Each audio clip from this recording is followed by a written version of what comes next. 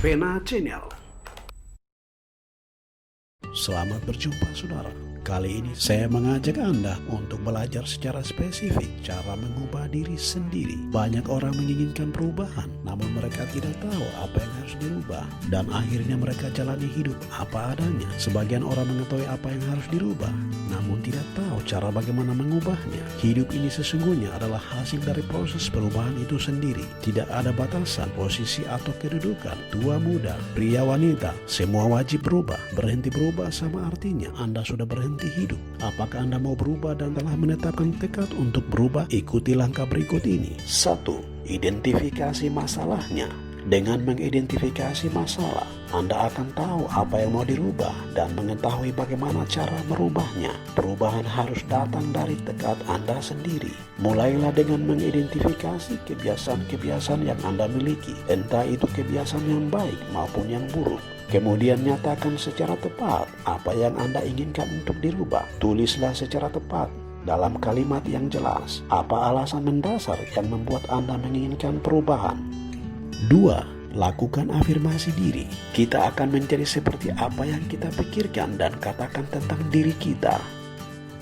Nasihat ini tertulis dalam Alkitab, Amsal 23 ayat 7a.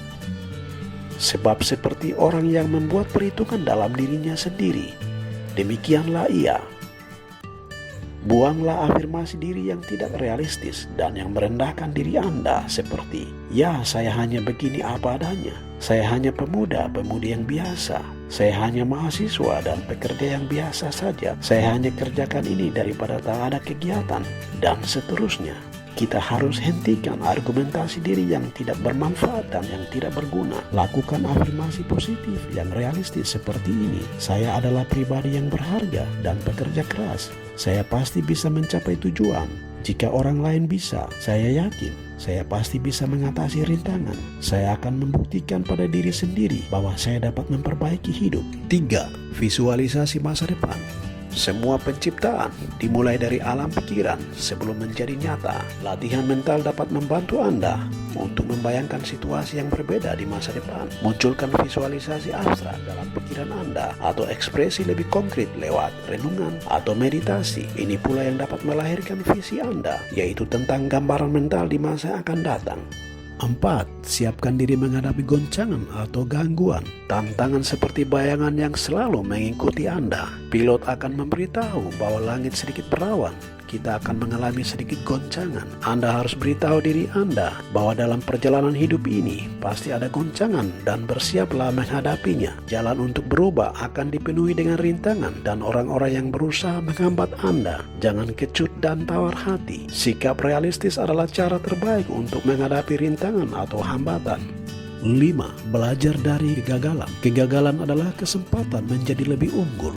Jangan takut dengan kegagalan masa lalu Anda. Kegagalan bagian dari pengalaman hidup yang patut dipelajari. Bangkit lagi dan gapai tujuan Anda. Saat satu jalan hidup tertutup, carilah pintu yang lain, kata Helen Keller. Saat salah satu pintu kebahagiaan tertutup, pintu yang lain terbuka. Hanya seringkali kita terpaku begitu lama pada pintu yang tertutup sehingga tak melihat yang telah terbuka untuk kita. Yang terakhir, bersabarlah. Perubahan tak seumur jagung. Untuk melihat hasil perubahan membutuhkan waktu. Berubah adalah mengeluarkan apa yang tidak pantas. Fokuslah, bertekun dan taatilah aturan mainnya. Mulailah dari hal-hal yang kecil.